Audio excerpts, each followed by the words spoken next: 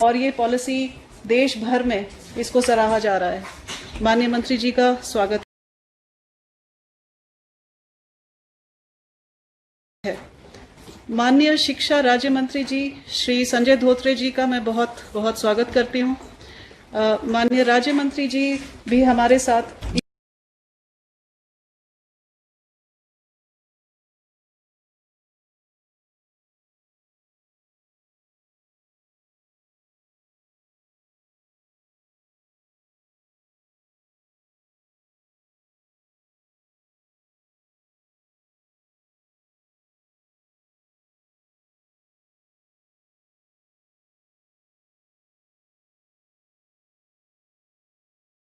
हमारी खूब intensive guidance करते रहे हैं।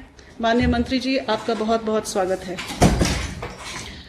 I also am heartily, I would like to welcome Dr. Kasturi Rangan ji, the chairperson of the drafting committee of the NEP. Sir, you are warmly welcomed. You have been associated with this sector for very long and your contributions are unparalleled, sir. A warm welcome to you, sir. Members of drafting committee NEP के हमारे साथ हाजिर हैं doctor मंजुल भार्गव, जो विदेश से America से हमारे साथ जुड़े हुए हैं, जहां इस वक्त शायद रात के 1 या 2 बजे होंगे, और वो कभी हेजिटेट नहीं करते हैं। जब भी हम उनको इनवाइट करते हैं वो ही immediately joins us to guide us. Warm welcome to you. Warm welcome to professor Sridhar, who is constantly guiding us.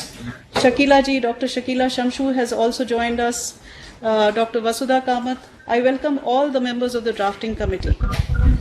I welcome all the school education secretaries of all states and UTs who have joined us today, and all the directors of SCERTs and diets and their teams.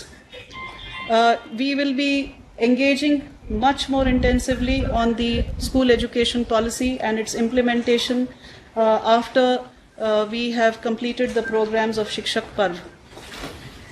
हमारे मंत्रालय के जितने autonomous bodies हैं और उनके जितने regional offices हैं, उन सब की टीम आज हाजिर है, हमारे साथ जुड़ी हुई है।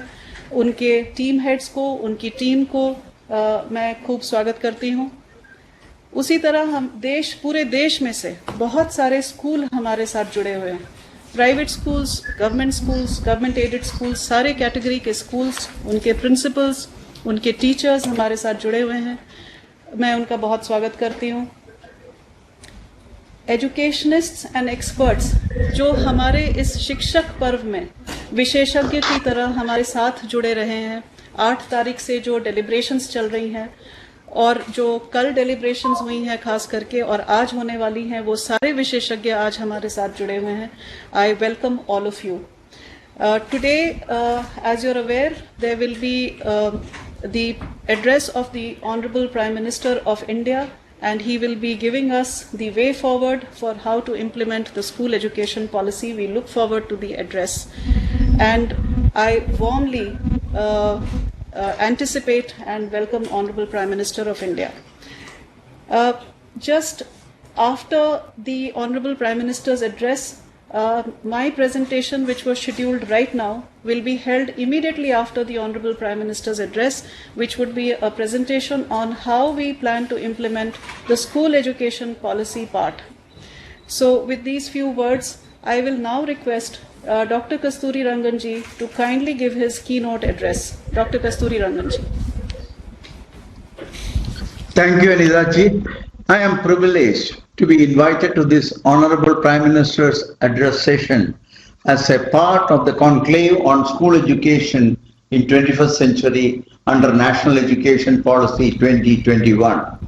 I am delighted to be a part of this eminent gathering, including Honorable Minister of Education, Dr. Ramesh Pokhriyal ji, Honorable Minister of State for Education, Shri Sanjay Shamrao Dhotare ji, Secretary, School Education and Literacy, Srimati Anita Karwal ji, Director NCERT, Professor Rishikesh Senapati, and so on. I'm also happy to note the presence of a large number of students, teachers, and other functionaries of schools among the audience. I'm also happy to note that Dr. Sridhar as well as Dr. Manjul Bhargav are participating in the deliberations of this meeting, as well as the presence of many of my colleagues from the drafting and drafting committee. On behalf of the Committee on National Education Policy and several professionals, I would like to express our immense happiness and satisfaction that the final form of policy reflects most of the recommendations, both in letter and spirit. And designating education as public good in the policy, we duly recognize the inputs emanating from the opinions and views that the committee received from a large and varied cross-section of our society. I use this opportunity to thank the Honorable Prime Minister for his personal interest and paying special attention to the minutest details of the draft policy and in satisfying himself about the appropriateness of the related recommendations.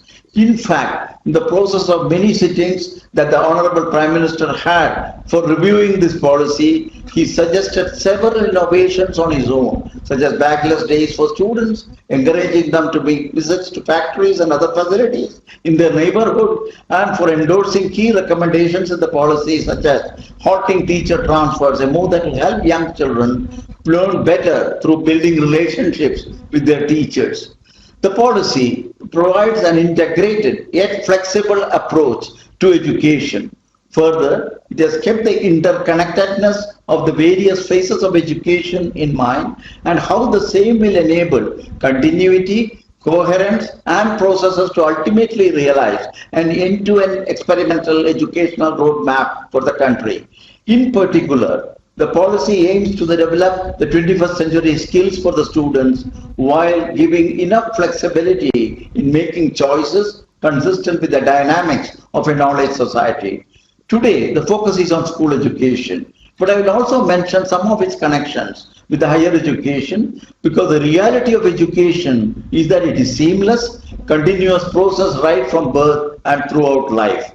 What I will do today is to emphasize 10 key principles that form the spirit of this policy. I am doing this because as we move full steam ahead to implement this policy, it will be critical to keep the spirit of the policy at the center of our thinking and action.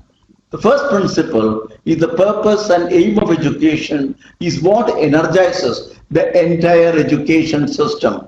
Proper understanding of these purposes and aims lead to clarity on all elements of education. This policy clearly commits to the aim and purpose of education to be the development of good human beings, a good society, and a strong and vibrant nation. The word good here implies that the individual has the capacities to think independently and deeply, to engage with fellow human beings with empathy and compassion, the ethical capacities to reason right from wrong and good from bad, and to be economically independent and productive. Good society is one which is truly living our constitutional values, is just, is humane, and has a vibrant culture rooted in Indian ethos, and that our country will be a beacon for all in the world, particularly knowledge creation and as model society. The purpose of education is what informs all choices in our education system, ranging from the curriculum to our institutional structures. The second principle is that the education is a public good. A strong and high quality public education system is the bedrock and energizer of a vibrant democracy. Therefore, this policy commits to the strengthening and improvement of our public education system through a carefully constructed and integrated set of mechanisms.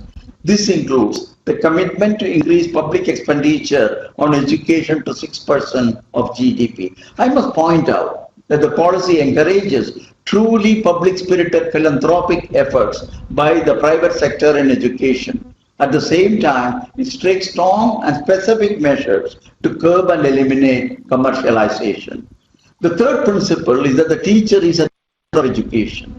Some may find this principle puzzling because we are all aware at the importance of the child-centric education.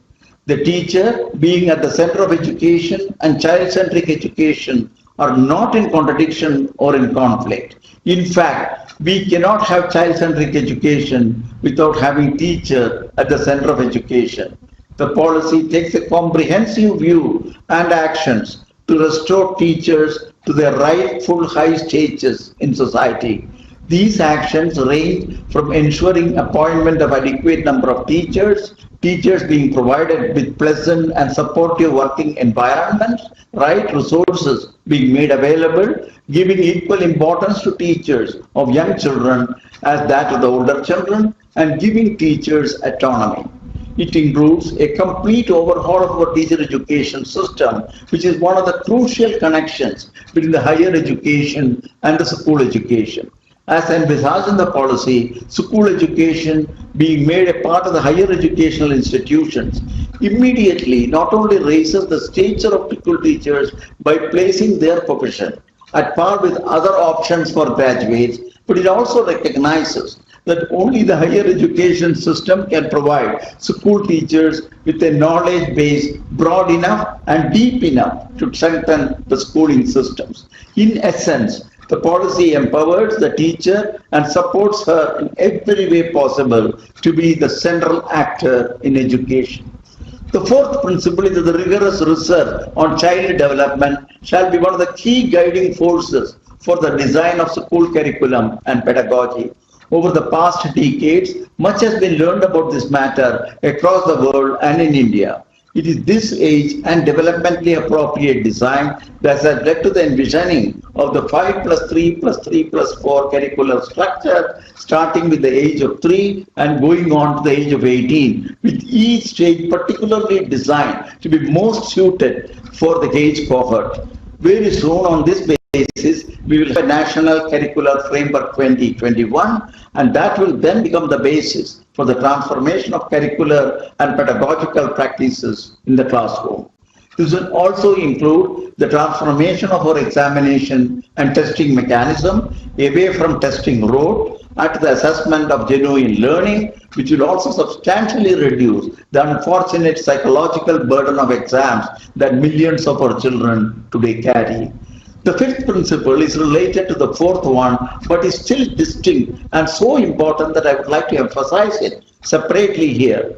All research is clear that the early childhood years, from the birth to about 8 years of age, are the most important determinant to the child's future life and well-being. It is in this period that the complex process of child development proceeds at an extraordinary pace on all dimensions, which are intimately related: the biological and physical dimension, the cognitive dimension, and the social and emotional dimension. The policy has rightly committed to ensuring that every child in our country get the highest quality of care and education from the age 3. It is in this group from 3 to 8 that forms the foundational stage of the 5 years in the 5+3+3+4 structure that I have referred to earlier. I must also point out that the policy takes specific measures even for children below the age of 3. I truly believe that our success in the early childhood years could be one of the most powerful forces for the improvement of the well-being of our society. The sixth principle is that we must confront on a war footing the massive deficit on our basic learning outcomes in schools.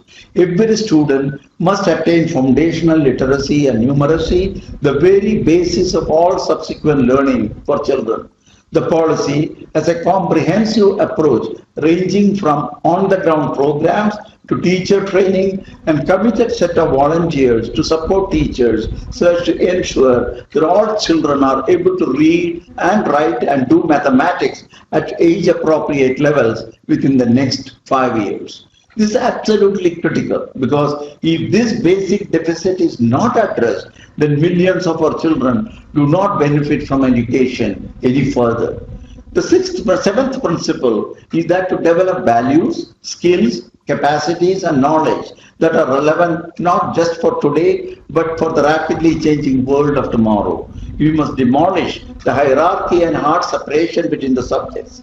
We must see knowledge as an integrated whole. It actually is, and understand its relationship and use to the world around us. It is this principle that informs the curricular structure where all children will learn social sciences, humanities, physical sciences, mathematics, vocational education, and art and music, and more, covering all dimensions of human knowledge. Because it is this integrated, holistic, individual education that is required for capable citizen of tomorrow. The eighth principle is that the regulation, structuring and design of our system must be supportive, empowering and energizing. It must not be interfering and inspectorial. The policy re-architects the system through the separation of roles of regulation, operations and academic standard setting. This will ensure that such sharp focus of functions will lead to excellence along with elimination of conflicts and interests. The policy also envisions the formation of school complexes, which are essential in bringing together of multiple schools in a proximate geography as one team. Each of the schools in the school complex will continue to function where they are with full vigor, but they will now be a part of a school complex. This will enable better resourcing, productive resource sharing, and the formation of vibrant educational communities which will support each other in learning and improvement. This structure will also fully involve the local communities and parents, both in its governance and the efforts for improvement. Such a structure, I must mention, here was not only on this matter, but in overall, the National Education Policy earlier enunciated by the Kothari Commission report of 1966. I must mention here that not only on this matter, but overall, the National Education Policy 2020 is built and developed on the multiple laudable and important policy initiatives of the past. The ninth principle is the quality follows equity and inclusion. In other words, policy commits to ensuring equity and inclusion, which will also drive the transformation of quality of the entire system. Some may find this principle puzzling, but it should not be.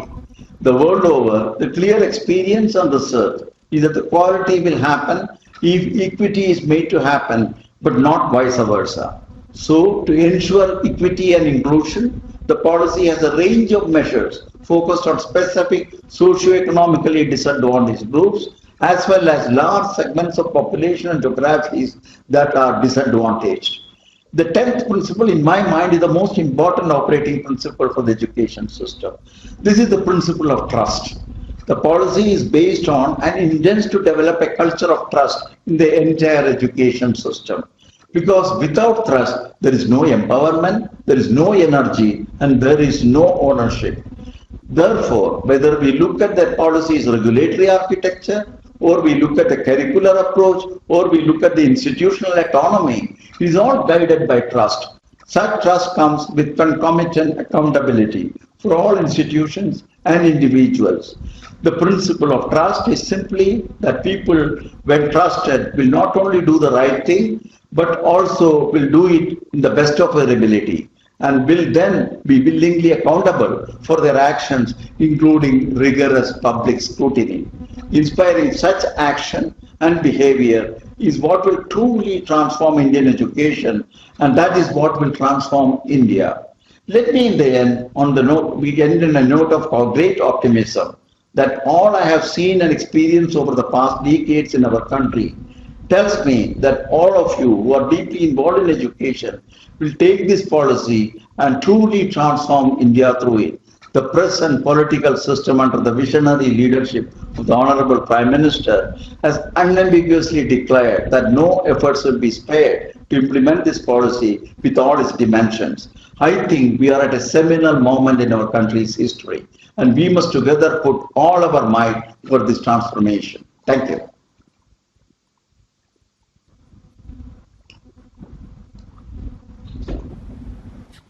अब मैं माननीय राज्य शिक्षा मंत्री जी से request करती हूं कि अपना एड्रेस दें।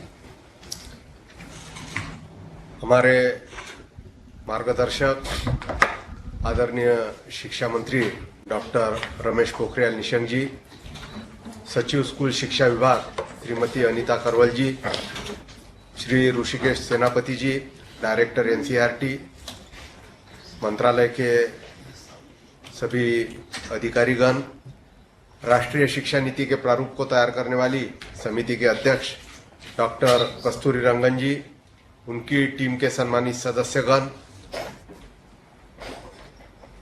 मंजुल भार्गव जी, एम के श्रीधर जी, शकीला समझू जी, वसुधा कामत जी और अन्य मान्यवर, इस सम्मेलन में भाग ले रहे सभी राज्यों और संस्थाओं के अधिकारी, प्राचार्यगण, शिक्षकगण और प्यारे विद्यार्थियों, शिक्षा पर्व के अवसर पर आयोजित हो रहे स्कूल शिक्षा कॉन्क्लेव में आप सभी का हार्दिक स्वागत और अभिनंदन करता हूं। 5 सितंबर से चल रहे इस शिक्षा पर्व पर हम प्रतिदिन राष्ट्रीय शिक्षा नीति के विभिन्न विषयों पर विस्तृत चर्चा कर रहे हैं और उसमें देश के सभी भागों से शिक्षाविद, प्राचार्यगण और शिक्षक भाग ले रहे हैं। यह अत्यंत उत्साहवर्धक है। राष्ट्रीय शिक्षा नीति का निर्माण एक गहरी सूझबूझ संवाद प्रक्रिया का परिणाम है। माननीय प्रधानमंत्री जी, आदरणीय शिक्षा मंत्री जी का मार्गदर्शन और डॉक्टर कस्तूरी रंगन जी, उनकी टीम के सम्मानित सदस्यों के अथक परिश्रम से यह सर्वग्राही नीति आज इस रूप में हमारे सामने है। राष्ट्रीय शिक्षा नीति का प्रारूप करते समय एक संपूर्ण परामर्श प्रक्रिया सुनिश्चित की गई थी, जिसमें 26/1/15 से 30/10/2015 तक 676 जिलों की लगभग 2.5 लाख ग्राम पंचायतों को इस व्यापक परामर्श प्रक्रिया का हिस्सा बनाया गया था। यह पूरी कवायद एनईपी 2020 को जमीनी स्तर से शीर्ष विधायिका तक लोकतांत्रिक प्रक्रिया के माध्यम से विकसित सबसे व्यापक रूप से परामर्शित दस्तावेज बनाती है। शिक्षा की गुणवत्ता बढ़ाने, नवाचार और अनुसंधान को बढ़ावा देने के लिए नई शिक्षा नीति एक महत्वपूर्ण कदम है। राष्ट्रीय शिक्षा नीति 2020 के माध्यम से शिक्षा में बड़े पैमाने पर परिवर्तन की परिकल्पना की गई है। भारतीय लोकाचार और वैश्विक मानदंडों से युक्त यह नीति बदलते भारत की आकांक्षाओं और आशाओं को अभिव्यक्त करने में पूरी तरह सफल है। शिक्षा व्यवस्था ऐसी होनी चाहिए जो प्रत्येक बच्चों की क्षमता, योग्यता, आशाओं और खूबियों के अनुरूप उसे निखारने का काम कर सके, जिससे बच्चे खुशी खुशी स्कूल आए, बच्चे और टीचर साथ साथ सीखे। विभिन्न स्थानीय व्यवसायों, स्केल, खेल, संस्कृति और शिक्षा आदि के अवलोकन से सीखने को प्रोत्साहन दिया जा सकता है। समुदाय के सदस्य को शिक्षा में योगदान के लिए प्रोत्साहित किया जाना चाहिए। हमें सीखने का एक संयुक्त एनवायरनमेंट बनाना पड़ेगा, जिससे शिक्षा अनुभव आधारित एवं प्रासंगिक बन सके। हमारी शिक्षा व्यवस्था का केंद्र अब बच्चे होंगे। गुणवत्तापूर्ण शिक्षा के लिए पूरी शिक्षण पद्धति चाइल्ड स्पेसिफिक पेडागॉजी पर आधारित होंगी। कक्षा 3 से 8 तक वर्ष की आयु के बच्चों के लिए विद्यालय पाठ्यक्रम बुनियादी साक्षरता व गणितीय क्षमता को केंद्र में रखते हुए पुनर्गठित किया जाएगा। पूर्व प्राथमिक स्तर के निवेश बच्चों और एक अच्छे नैतिक, विचारवान, समानुभूति रखने वाले और प्रोडक्टिव ह्यूमन बीइंग के रूप में तैयार करने की सबसे अच्छी संभावना पैदा करते हैं।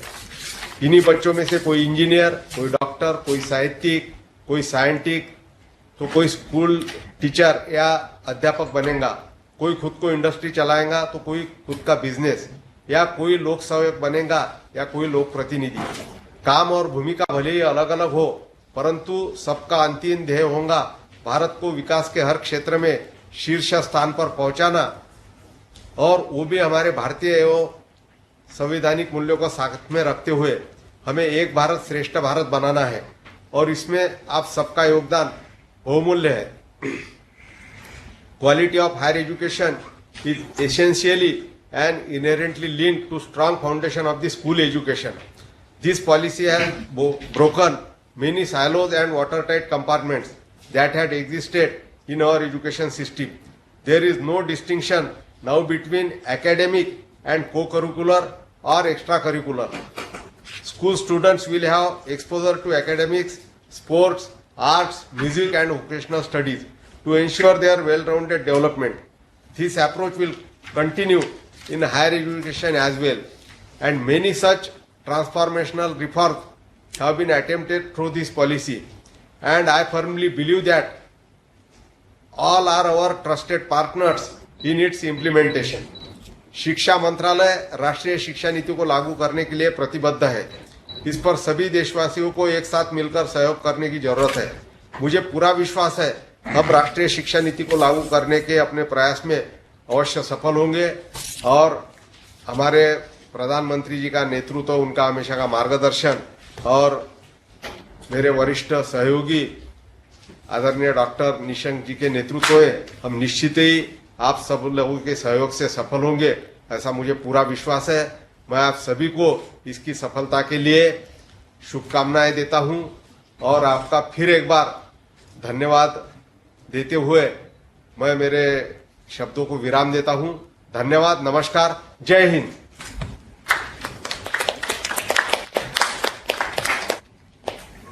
Now I request our Honorable Minister of Education, Dr. Ramesh Pokhriyal Nishank ji, to deliver the address.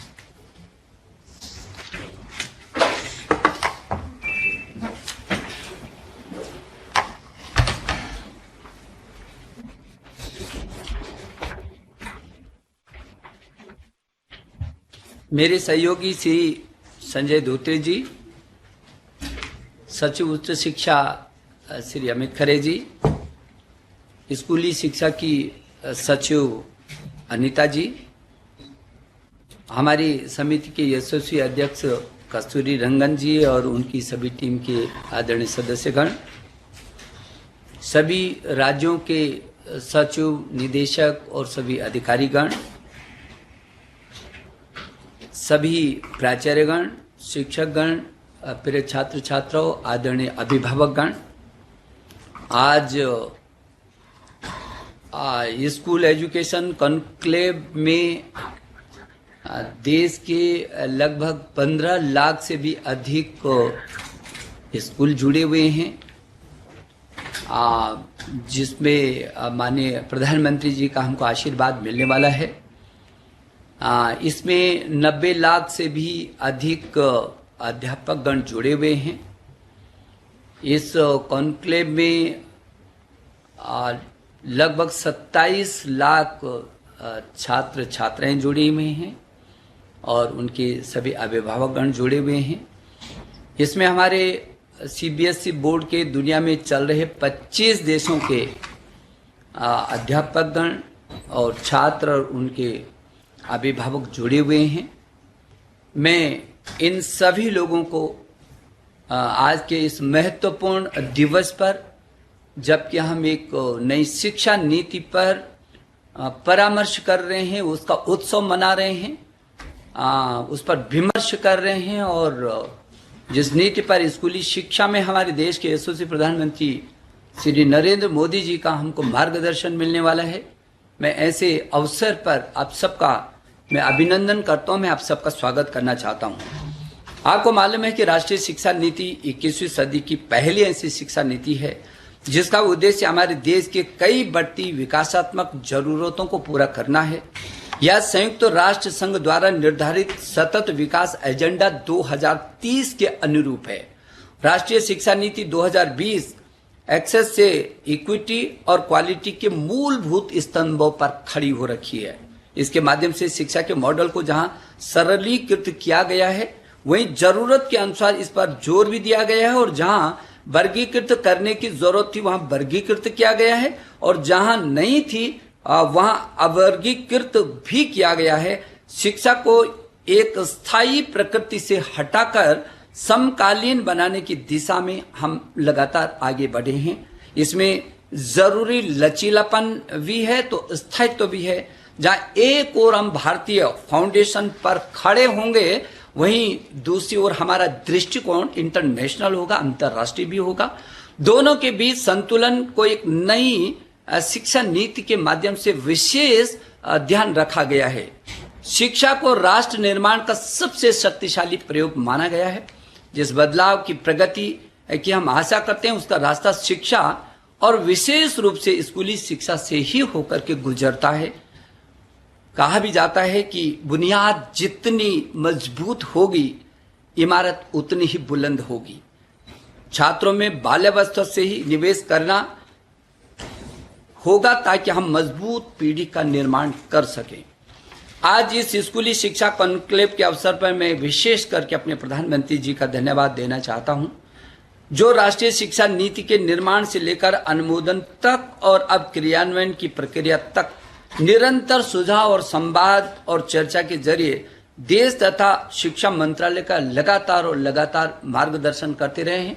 हमारी जो समिति है, उन समिति का भी बार बार प्रधानमंत्री जी ने विमर्श करके और अपने महत्वपूर्ण सुझावों से इसको समर्थवान बनाया है। इस पूरे एजुकेशन कॉन्क्लेव को हमने कुछ खास सत्रों में भी बांटा, एक सामूहिक परिचर्चा का केंद्र भी बनाया।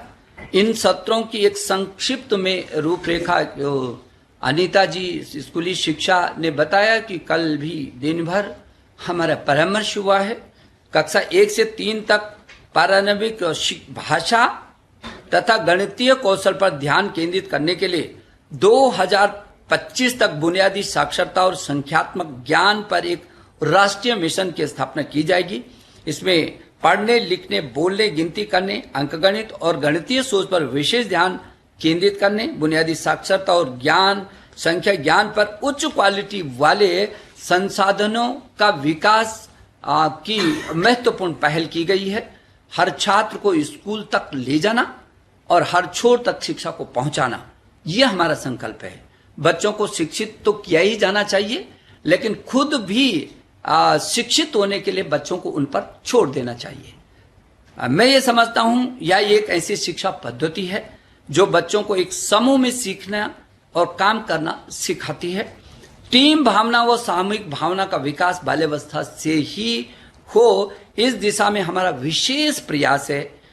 इससे न केवल बच्चों को उनकी पांचों इंद्रियां विकसित होंगी, बल्कि उनमें वैज्ञानिक स्वभाव और सामुदायिकता की भावना भी विकसित होगी।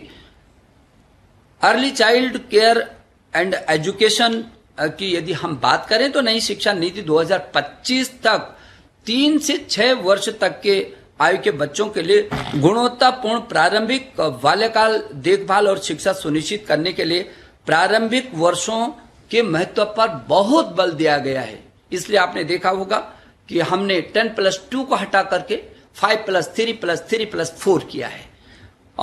एनसीईआरटी द्वारा 8 वर्ष की आयु तक के बच्चे के लिए प्रारंभिक बाल्यकाल देखभाल और शिक्षा के लिए एक राष्ट्रीय पाठ्यक्रम और शैक्षिक रूपरेखा तैयार की जा रही है।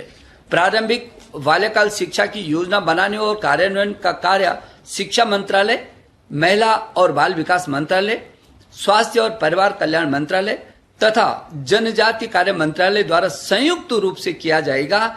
अंतर मंत्रालय सहयोग व सहभागिता के साथ हम एनर्जी भी पाएंगे और सिनर्जी भी पाएंगे। मैं ये समझता हूं कि ये एक परिवर्तनकारी काम इस शिक्षा नीति के तहत किया जा रहा है। एक मुखी रिपोर्ट कार्ड नहीं होगा, बल्कि 360 डिग्री होलिस्टिक मूल्यांकन होगा बच्चे का, और वो एक मुखी नहीं बल्कि बहुमुखी, चहुमुखी रिपोर्ट कार्ड नहीं बल्कि प्रोग्रेस कार्ड उसको दिया जाएगा। वो बच्चा स्वयं अपना मूल्यांकन भी करेगा, अभिभावक भी मूल्यांकन करेंगे, अध्यापक भी मूल्यांकन करेंगे और उसका साथी भी उसका मूल्यांकन कर पाएगा। ये जो चौमुखी मूल्यांकन होगा, इससे उसकी हर प्रकार की क्षमता निखर करके सामने आएगी। जहां एक और इनपुट का आंकलन होगा, वहीं आउटपुट का भी आंकलन इस नीति के तहत किया जाएगा। लर्निंग आउटकम को वैज्ञानिक तरीकों से जांचा परखा और तय किया जाएगा। लक्ष्य आधारित कार्य योजना तैयार की जाएगी, जिसको एक समय अवधि के अंदर बांटा जाएगा। भाषा की दृष्टि से बात करें तो भारतीय भाषाओं का प्रचार, प्रसार एवं संरक्षण, संवर्धन, जीवंतता को सुनिश्चित करने के लिए बहुत सारी पहलें इसमें की गई हैं। शास्त्रीय, जनजातीय और लुप्तप्राय भाषाओं सहित सभी भारतीय भाषाओं को संरक्षित करने और उन्हें बढ़ावा देने के प्रयास किए जाएंगे। चाहे वो तमिल है, तेलुगु है, मलयालम है, कन्नड़ है, गुजराती है, मराठी है, बंगाली है, उड़िया है, उर्दू है, संस्कृत है, हिंदी है, सभी भारतीय जो संविधान की अनुसूची 8 में जो हमारी 22 भारतीय भाषाएं हैं, उनको और सशक्त किया जाएगा और किसी भी प्रदेश पर, क्षेत्र पर कोई भाषा नहीं थोपी जाएगी। कोई भी सख्त पृथक्करण नहीं होगा।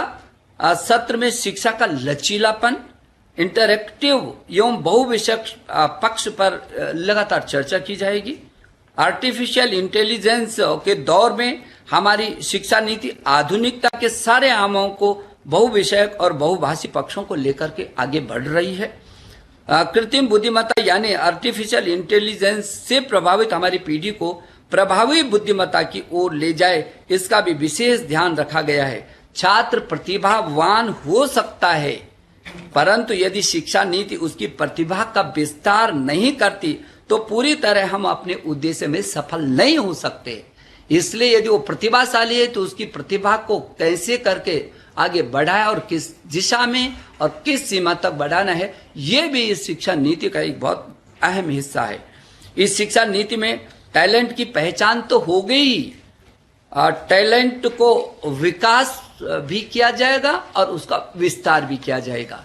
अपनी प्रतिभा को साबित करने के लिए उसको पूरा अवसर दिया जाएगा, क्योंकि छात्र ही हमारी इस रणनीति का केंद्र बिंदु है।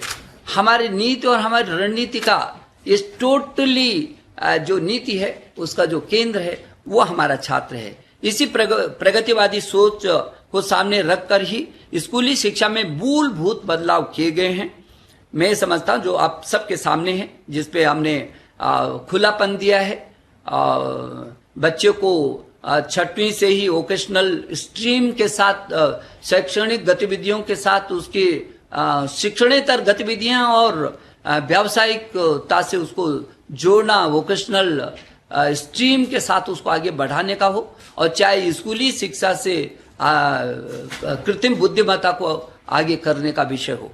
मैं ये समझता हूं कि भविष्य का सोचें तो हम उस युग की ओर बढ़ रहे हैं जहां कोई व्यक्ति जीवन भर किसी एक जगह स्थिर नहीं होगा, उसे लगातार अपग्रेड करते रहना होगा, वरना डिग्रेड होने का खतरा बना रहेगा। आज के दौर में चाहे हमारे कंप्यूटर हो या मोबाइल हो, छात्र हो या स्वयं शिक्षक हो, यदि खुद को अपडेट नहीं करेंगे तो आउटडेट होने की संभावनाएं बनी रहेंगी, और इसलिए इस दिशा में भी हम चौकस हैं।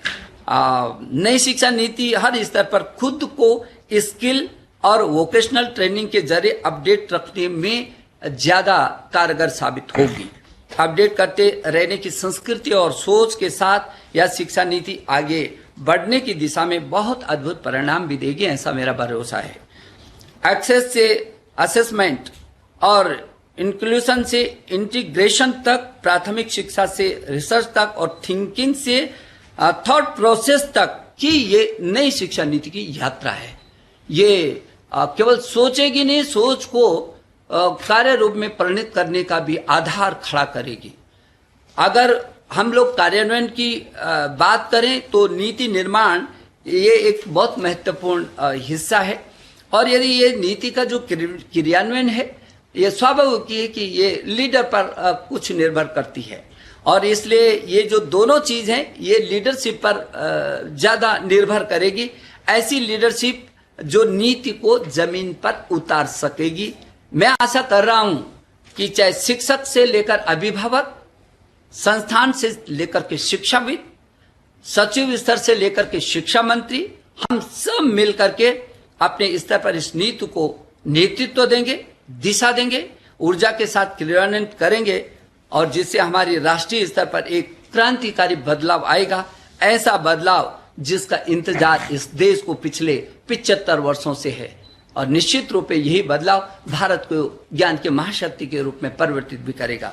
शिक्षा में राज्यों की भूमिका निश्चित बहुत महत्वपूर्ण है। राष्ट्रीय शिक्षा नीति राज्यों को संविधान के समवर्ती प्रावधानों को ध्यान में रखते हुए विभिन्न मामलों पर निर्णय लेने की स्वायत्तता का अधिकार भी देती है। हमें केंद्र और राज्यों के स्तर पर व्यापक, सुनियोजित और समन्वयवादी रणनीति बनानी होगी।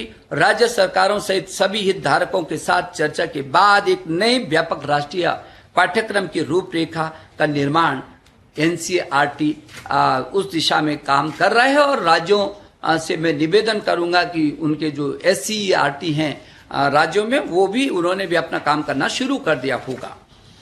एनईपी 2020 के लक्ष्य और उद्देश्यों को प्राप्त करने के लिए हमने प्रत्येक सिफारिश को मिशन मोड में लिया है। जितने भी सिफारिश हमारी समिति ने हमको दिया है वो हमको एक जुनूनी तरीके से उसको हमने मिशन मोड में लाने की कोशिश की है। इसको समय सीमा के साथ जोड़ते हुए और हम लोग विस्तृत कार्य योजना हमने उसमें बनाई है और लगातार हम बना रहे हैं। इस कार्यान्वयन योजना का मुख्य फोकस इस बात पर है कि केंद्र और राज्यों द्वारा संयुक्त क्रियान्वयन किया जा सके। राज्यों की भूमिका और केंद्र के साथ हम राज्य और केंद्र दोनों मिल करके इस जो महत्वपूर्ण सूत्र है हमारा नई शिक्षा नीति का उसको निश्चित क्रियान्वित करेंगे, मिल करके करेंगे। जहां संवाद की आवश्यकता होगी वहां संवाद भी किया जाएगा और विवाद को पीछे छोड़ करके संवाद और सहभागिता के साथ हम सकारात्मक दिशा में आगे बढ़ेंगे। हम कोशिश करेंगे कि छोटी छोटी चीजें, क्योंकि स्वाभाविक ही है, चाहे कोई व्यक्ति है, परिवार है, राष्ट्र है, छोटी छोटी बातों में उलझने वाला चाहे व्यक्ति है, परिवार है, राष्ट्र है, कभी प्रगति नहीं कर सकता। तो इसलिए हम छोटी छोटी बातों में न उलझ करके हम एक बड़े लक्ष्य की ओर सब मिल करके इसको क्रियान्वित करेंगे। इसी कार्यसूची क्रियान्वयन योजना में नीति की भावना और सहयोगात्मक संघवाद जैसी बुनियादी बातों के साथ हम इसको अमल में लाएंगे। शीघ्र ही टास्क लिस्ट आने वाले दिनों में राज्य और केंद्र शासित राज्यों को हम लोग साझा कर रहे हैं। लगभग 300 से अधिक बिंदु हम लोगों ने बनाए हैं जिसमें हम आपस में राज्य और हम परामर्श करेंगे, उनके सुझाव भी लेंगे और उनके क्रियान्वयन की दिशा में वो कहां तक और चरणबद्ध तरीके से कैसे करेंगे उस पर भी विचार विमर्श होगा। बिना किसी संकोच और पूर्वाग्रह के जरूर हमको आप सुझाव भेजेंगे, ऐसे मैं आशा कर रहा हूं। ये देश की नीति, जैसे हमारे देश के प्रधानमंत्री जी ने भी पीछे के समय कहा, ये किसी एक सरकार की नीति नहीं है, ये किसी एक विभाग की नीति नहीं है, ये देश की शिक्षा नीति है और इस नीति में सभी का हित निहित है। जिस प्रकार का विस्तृत विचार मंथन और चिंतन नीति के प्रथम चरण में मिला, वैसी समावेशी सोच के साथ क्रियान्वयन में भी हमें सबका साथ और सबका विश्वास मिलेगा, ऐसी मैं आशा कर रहा हूं।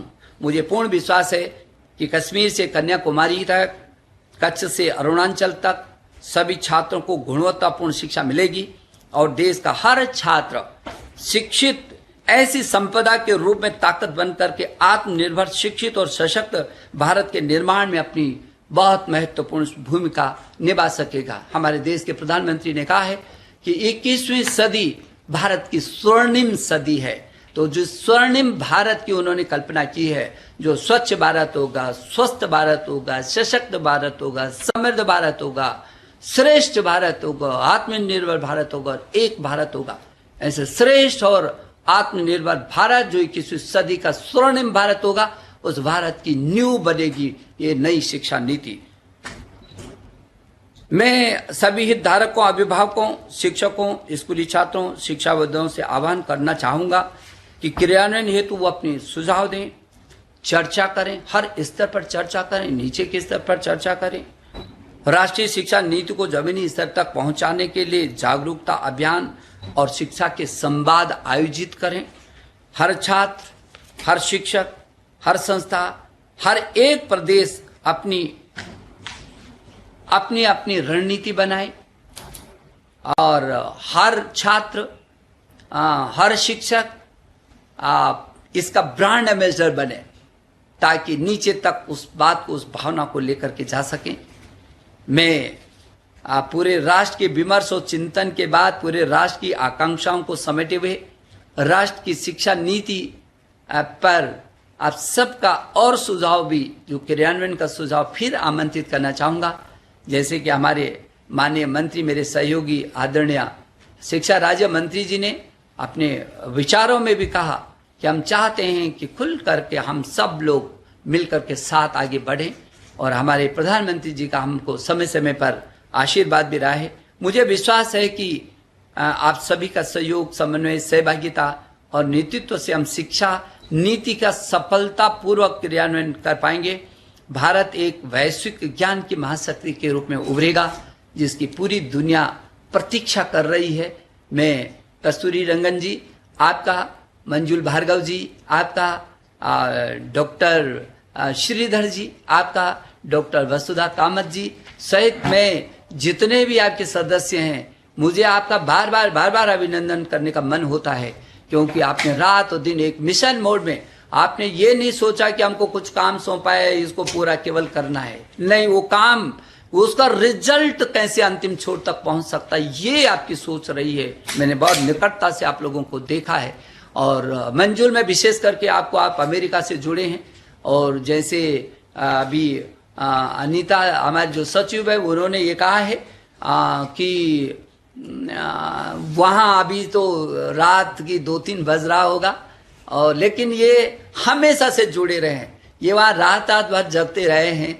और लेकिन जब भी हमने मंजुल को याद किया, और मंजुल ने इस देश का गौरव भी बढ़ाया है दुनिया में, और हमको उनसे बहुत आशाएं भी हैं, लेकिन जब भी हमने उनसे अपेक्षा की, उन्होंने बिना किसी संकोच के और चल करके यहाँ आए, और यहाँ भी सप्ताहों तक रहे।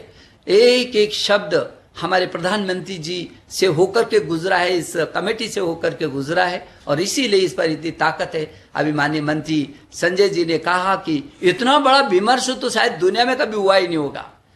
किसी भी नीति पर दुनिया में ये सबसे बड़ा विमर्श है। करोड़ों छात्रों के साथ विमर्श, करोड़ों अभिभावकों के साथ विमर्श, और गांव से लेकर के पार्लियामेंट तक, ग्राम प्रधान से लेकर के प्रधानमंत्री जी तक, संसद का सदस्य हो या किसी विधानसभा का ग्राम प्रधान हो या उच्च शिक्षा का कोई अधिकारी हो, बेसिक शिक्षा का कोई अधिकारी हो, कोई शिक्षाविद हो, विशेषज्ञ हो, एनजीओज हो, कोई क्षेत्र नहीं छोड़ा है। और मुझे लगता है उसी का परिणाम है कि ये जो अमृत हमारे सामने निकला है, आज पूरी दुनिया इसके लिए बहुत देश का कोना कोना जहां स्वागत कर रहा है, वहां दुनिया के देश इस एनईपी को अपने देश में लागू करने के बारे में भी लगातार अब संवाद करते जा रहे हैं। ये इस नई शिक्षा नीति की ताकत है। मुझे भरोसा है कि इस नई शिक्षा नीति को हम तेजी से क्रियान्वित करेंगे, और जो कल से लेकर के आज तक 6 थीमों पर लगातार परामर्श हो रहा है, जिसमें हमारे राष्ट्रीय पुरस्कारों से सम्मानित हमारे अध्यापक गण जो लगातार कल से विमर्श कर रहे हैं, इन 6 थीमों पर जो आपने अपना सुझाव दिया है, परामर्श दिया है, चर्चा की है, ये भी हमारी ताकत बनेगी। और आज पूरे दिन भर उन 6 थीमों पर, जिस पर कल हमारे अध्यापक गण ने अपना संवाद किया, अपने सुझाव दिए हैं, आज विशेषज्ञों की टीम आज पूरे दिन भर उस पर संवाद करेगी, और उससे भी कुछ ऐसा निकलेगा जिससे हम इस नई शिक्षा नीति को नीचे तक त्वरित करने की दिशा में बहुत अहम भूमिका, उन विषयों की सफलतापूर्वक संचालित हो सकेगी, उसको रिजल्ट दे सकेगी, जो हम चाहते हैं वो हमारी इच्छा को पूर्ति कर सकेगी। तो एक बार मैं पुनः देश के कोने कोने से जुड़े मेरे 27 करोड़ से भी अधिक छात्र छात्राओं, पूरा मैदान हमारे सामने खाली है। हमारे देश के प्रधानमंत्री जी समय समय पर हमारे साथ मिलते भी रहे हैं, अपना आशीर्वाद भी देने के लिए हमेशा आए हैं। कभी परीक्षा पर चर्चा हो तो हमारे बीच आए हैं, कभी कई प्रकार के, चाहे वो ध्रुव तारा को बनाने की दिशा में उनका हमको मार्गदर्शन रहा हो, विभिन्न प्रकार से वो समय समय पर अपना महत्वपूर्ण समय देकर के हमको अपना आशीर्वाद देने के लिए आते रहे हैं। अभी थोड़ी देर में प्रधानमंत्री जी आपके बीच आ रहे हैं हम सबको आशीर्वाद देने के लिए, इसलिए मैं छात्र हूँ, मैं आपको शुभकामना दे रहा हूँ। मैं अभिभावक को भी शुभकामना देता हूँ, और विशेष करके अध्यापक गण जो इसकी महत्वपूर्ण कड़ी होंगे, जिनके मार्गदर्शन में हम इस बड़ी संरचना को धरती पर क्रियान्वित कर सकेंगे, उन सभी अभिभावक गण को भी, अध्यापक गण को भी मुझे अभिनंदन करना है, उनका स्वागत करना है, और एक बार फिर हृदय की गहराई में सबका मैं आभार प्रकट करता हूँ। बहुत बहुत धन्यवाद। धन्यवाद सर। अभी हम लोग 5 से 7 मिनट की राह देखेंगे। Honourable prime minister will be joining us very shortly and his address will be from 11 AM. All of you please continue to stay on the link, and we will await the arrival of the Honorable Prime Minister.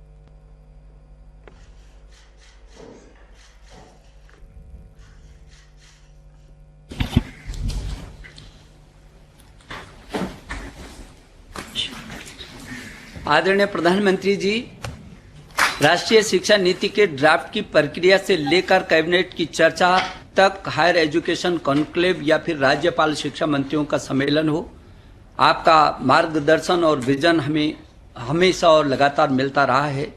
इसी road map पर हम आगे भी बढ़ रहे हैं और भविष्यवादी प्रगतिवादी राष्ट्रीय शिक्षा नीति को लाने की सफलता के रास्ते को आगे बढ़ा रहे हैं। प्रधानमंत्री जी, आज स्कूल एजुकेशन कॉन्क्लेव में इसमें लगभग 15 लाख स्कूलों के 90 लाख से भी अधिक अध्यापकगण और 27 करोड़ से भी अधिक छात्र छात्राएं प्रधानमंत्री जी आपके आशीर्वाद के लिए आपको साथ जुड़े हुए हैं। प्रधानमंत्री जी, 25 देशों के जहां सीबीएसई बोर्ड के हमारे छात्र पढ़ रहे हैं, ऐसे 25 देशों के छात्र भी आज आपके आशीर्वाद के लिए यहाँ पर हैं। आपने हायर एजुकेशन कॉन्क्लेव में ऐसे विश्व नागरिक की बात की थी जो भारतीय मूल्यों से जुड़ा हो। निश्चित रूप से यह शिक्षा नीति ऐसा विश्व नागरिक को तैयार करेगी जो भारतीय मूल्यों से जुड़ा हो और अंतर्राष्ट्रीय प्रतिस्पर्धा पर भी भारत की पहचान दिला सके। ये आपका मार्गदर्शन हमेशा हमको रहा है। राज्यपाल सम्मेलन के दौरान आपने रचनात्मक और सकारात्मकता के साथ आगे बढ़ने का जो हमको विचार दिया प्रधानमंत्री जी, उस दिशा में हम लोग लगातार आगे बढ़ रहे हैं। विगत 2 दिनों से हमने स्कूली शिक्षा के जुड़े विषयों को 6 भागों में थीम आधारित चर्चा के साथ विस्तृत मंथन किया है। ये राष्ट्रीय पुरस्कारों से सम्मानित एवं स्कूली शिक्षा से जुड़े विशेषज्ञों ने अपने बहुमूल्य सुझाव दिए हैं और आज प्रधानमंत्री जी इन 6 थीमों पर विशेषज्ञों के साथ दिन भर हम परामर्श करेंगे। कस्तूरी रंगन जी, मंजुल भार्गव जी, श्रीधर जी सहित पूरी समिति के लोग भी आज दिन भर उन विशेषज्ञों के साथ यहाँ जुड़े होंगे, क्योंकि आज हम करोड़ों छात्र, अध्यापक और अभिभावक आपके मार्गदर्शन के लिए उत्सुक है। मैं आपसे बहुत विनम्रता पूर्वक प्रार्थना करता हूं कि आप हमको अपना आशीर्वाद दें। माननीय प्रधानमंत्री जी। नमस्कार। मंत्रिमंडल के मेरे सहयोगी, देश के शिक्षा मंत्री श्री रमेश पोखरियाल निशंक जी, श्रीमान संजय धोत्रे जी, राष्ट्रीय शिक्षा नीति के प्रारूप को तैयार करने वाली समिति के अध्यक्ष डॉक्टर कस्तूरी रंगन जी, उनकी टीम के सम्मानित सदस्यगण, इस विशेष सम्मेलन में भाग ले रहे सभी राज्यों के शिक्षाविद, विद्वानगण, प्राचार्यगण, शिक्षकगण,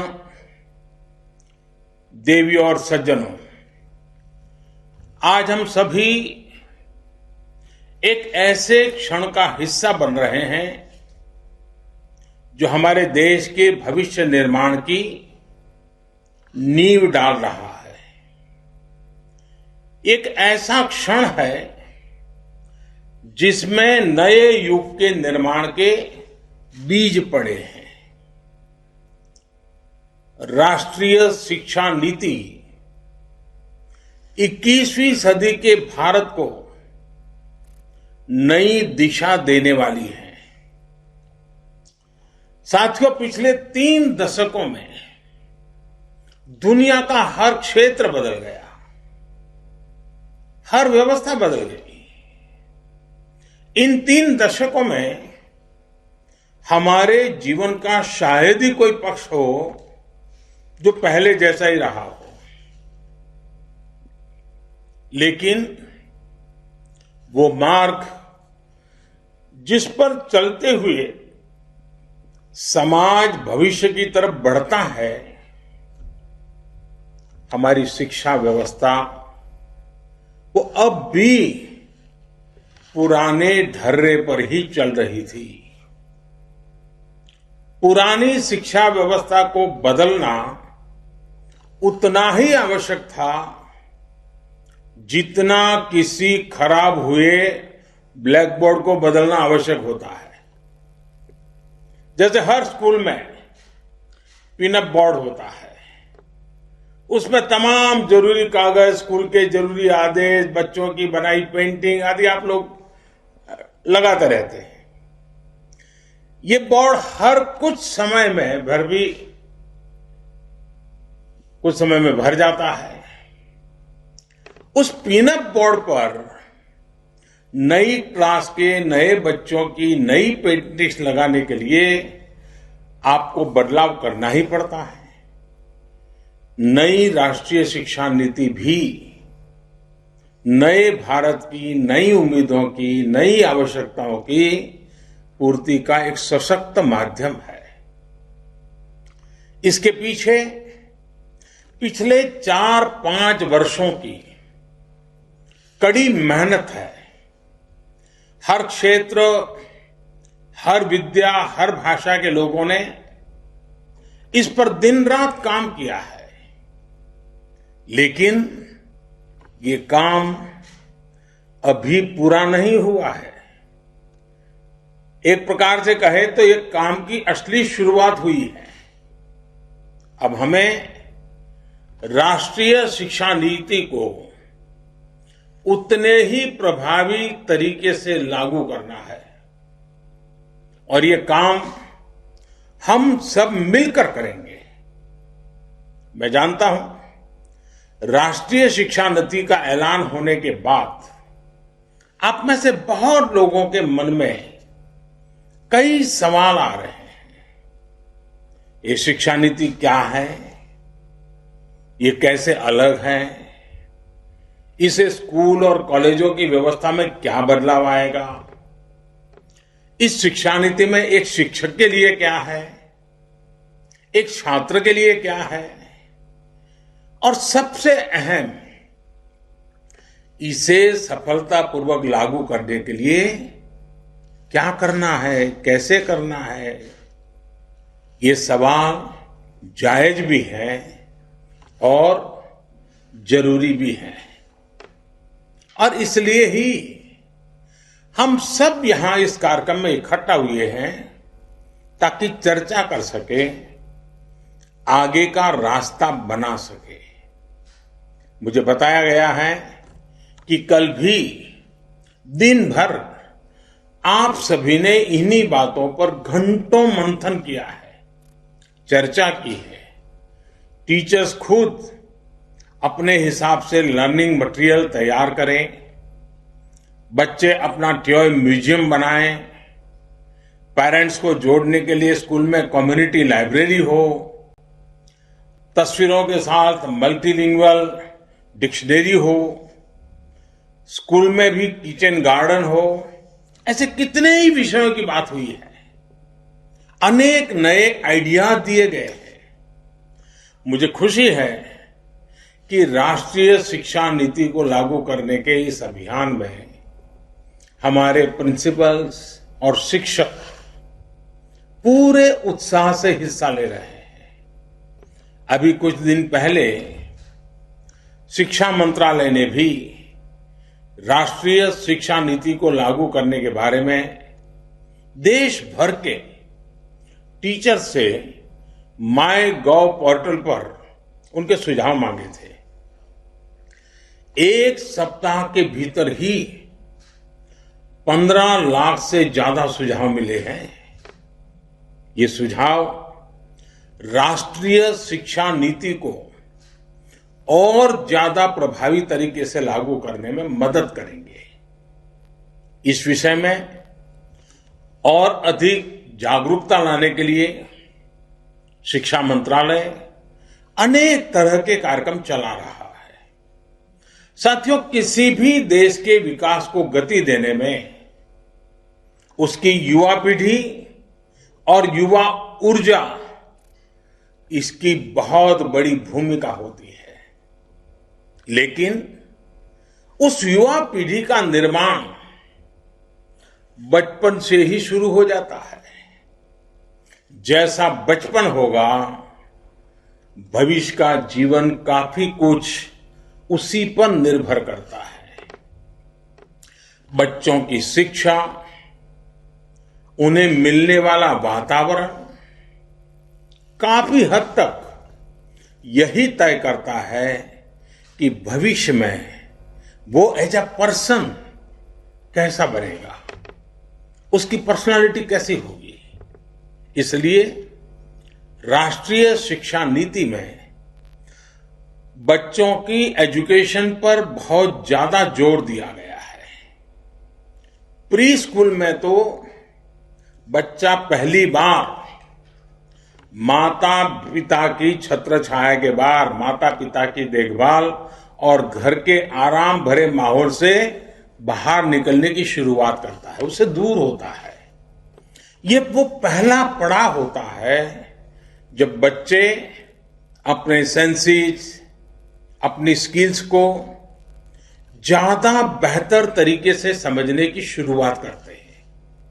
इसके लिए ऐसे स्कूल, ऐसे शिक्षकों की जरूरत है जो बच्चों को fun learning, playful learning, activity based learning और डिस्कवरी बेस्ड लर्निंग का एनवायरनमेंट दें। मैं जानता हूं कि आप सोच रहे होंगे कि कोरोना के इस टाइम में ये सब कैसे होगा। ये बात सोच से ज्यादा अप्रोच की है। और वैसे भी कोरोना से बने हालात हमेशा ऐसे ही तो नहीं रहने वाले हैं। बच्चे जैसे जैसे क्लास में आगे बढ़े, उनमें ज्यादा सीखने की भावना का विकास हो, बच्चों का मन, उनका मस्तिष्क वैज्ञानिक और तार्किक तरीके से सोचना शुरू करे, उनमें मैथमेटिकल थिंकिंग और साइंटिफिक टेम्परामेंट विकसित हो, ये बहुत आवश्यक है। और मैथमेटिकल थिंकिंग का मतलब केवल यही नहीं है कि बच्चे मैथमेटिक्स के प्रॉब्लम ही सॉल्व करें, बल्कि ये सोचने का एक तरीका है। ये तरीके हमें उन्हें सिखाना है। ये हर विषय को, जीवन के पहलू को मैथमेटिकल और लॉजिकल रूप में समझने का दृष्टिकोण है, ताकि मस्तिष्क अलग अलग पर्सपेक्टिव में एनालिसिस करें। ये दृष्टिकोण मन और मस्तिष्क का ये विकास बहुत जरूरी है। और इसलिए ही राष्ट्रीय शिक्षा नीति में इसके तौर तरीकों पर बहुत ज्यादा ध्यान दिया गया है। आप लोगों में से बहुत से लोग, बहुत से प्रिंसिपल्स ये सोच रहे होंगे कि हम तो अपने स्कूल में पहले से ही ऐसा करते हैं। हो सकता है आपकी बात सही भी हो, लेकिन बहुत से स्कूल ऐसे भी तो हैं जहां ऐसा नहीं होता है।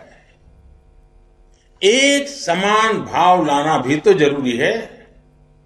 ये भी एक बड़ी वजह है जो आज आपसे मैं इतना विस्तार से हो सके उतनी बारीकी पर बात कर रहा हूं। साथियों, राष्ट्रीय शिक्षा नीति में पुरानी 10+2 की जगह 5+3+4 इसकी व्यवस्था बहुत सोच समझकर की गई है।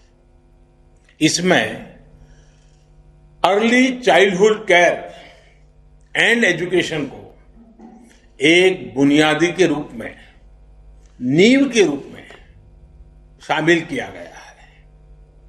आज हम देखें तो प्री स्कूल की प्लेफुल एजुकेशन शहरों में प्राइवेट स्कूलों तक ही सीमित है।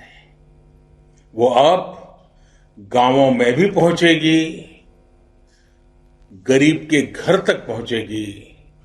गरीब हो, अमीर हो, गांव हो, शहर हो, हर किसी के, हर जगह के बच्चों को मिलेगी। मूलभूत शिक्षा पर ध्यान इस नीति का सबसे महत्वपूर्ण पहलू है।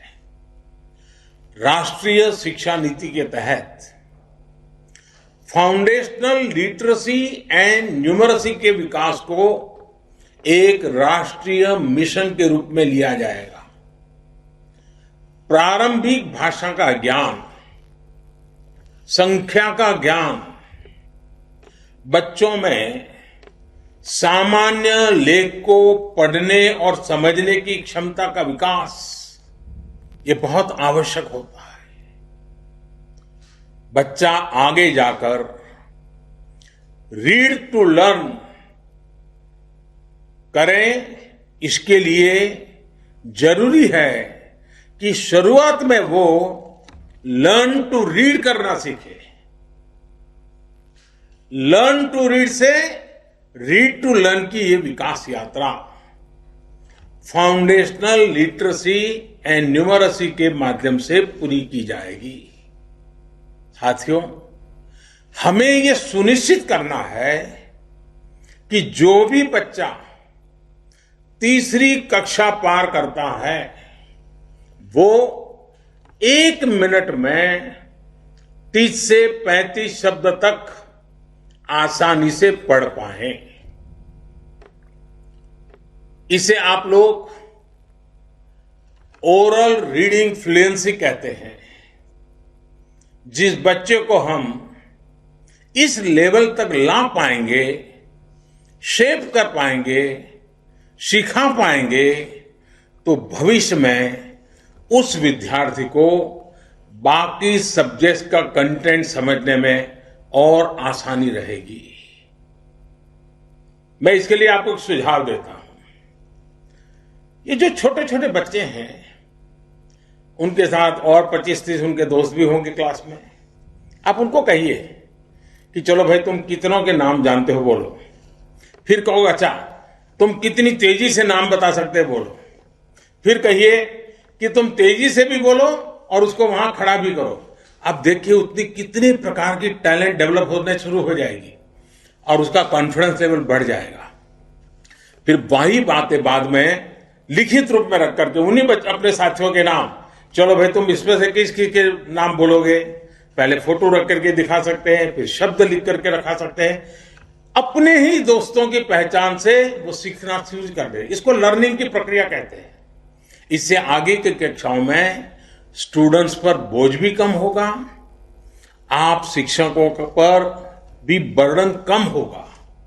साथ ही बेसिक गणित जैसे counting, addition, subtraction, multiplication, division, ये सब भी बच्चे आसानी से समझ सकेंगे।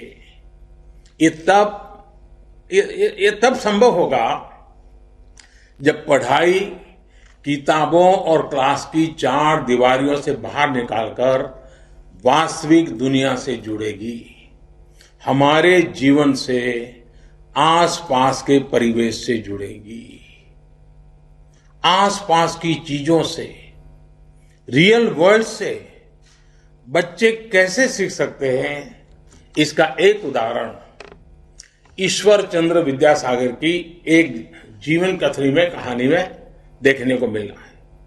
कहते हैं ईश्वर चंद्र विद्यासागर जी जब 8 साल के थे, उन्हें तब तक अंग्रेजी नहीं पढ़ाई गई थी। एक बार वो अपने पिता के साथ कोलकाता जा रहे थे। रास्ते में सड़क के किनारे उन्हें अंग्रेजी में लिखे माइलस्टोन्स दिखे। उन्होंने अपने पिता से पूछा कि यह क्या लिखा है। उनके पिताजी ने बताया कि इसमें कोलकाता कितनी दूर है ये बताने के लिए इंग्लिश में गिनती लिखी है। इस उत्तर से ईश्वरचंद्र विद्यासागर के बाल मन में और जिज्ञासा बढ़ी। वो पूछते रहे और उनके पिताजी उन मील के पत्थरों पर लिखी गिनती बताते रहे। और कोलकाता पहुंचते पहुंचते ईश्वर चंद्र विद्यासागर पूरी इंग्लिश की काउंटिंग सीख गए।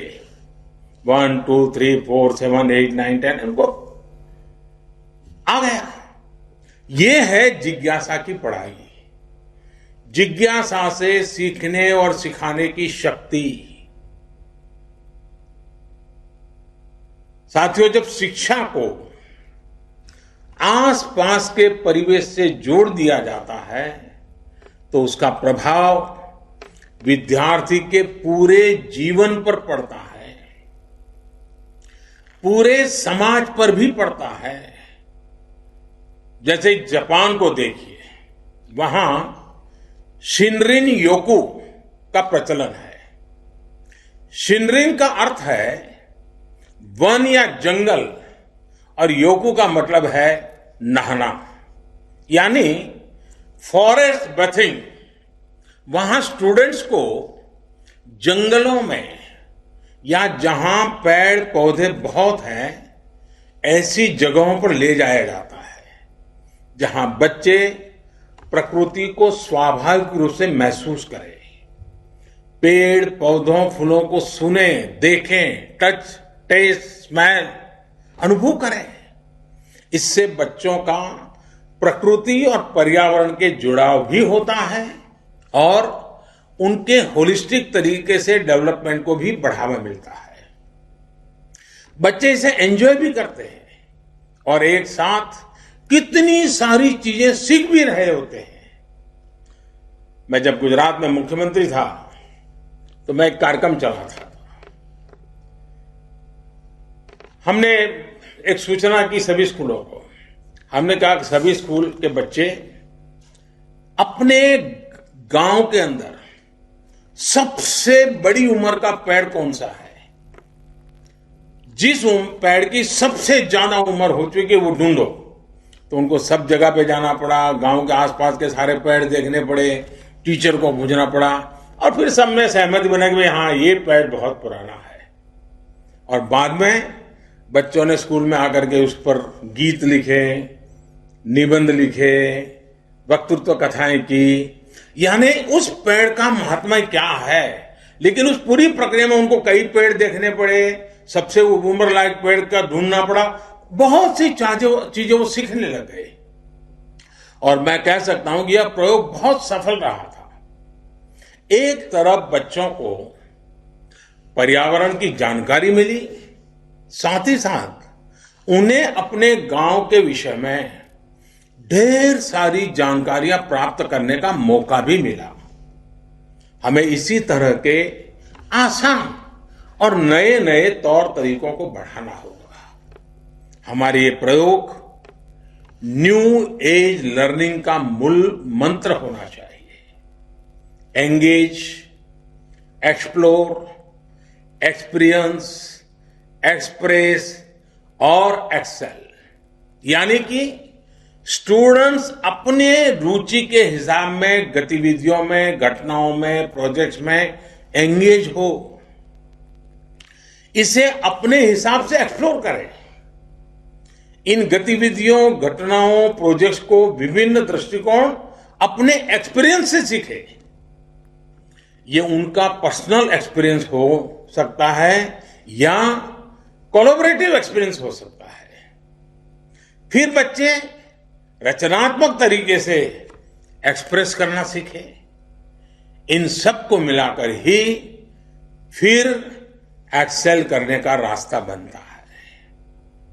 अब जैसे कि हम बच्चों को पहाड़ों पर, ऐतिहासिक जगहों पर, खेतों में, सुरक्षित मैन्युफैक्चरिंग यूनिट्स में लेकर जा सकते हैं।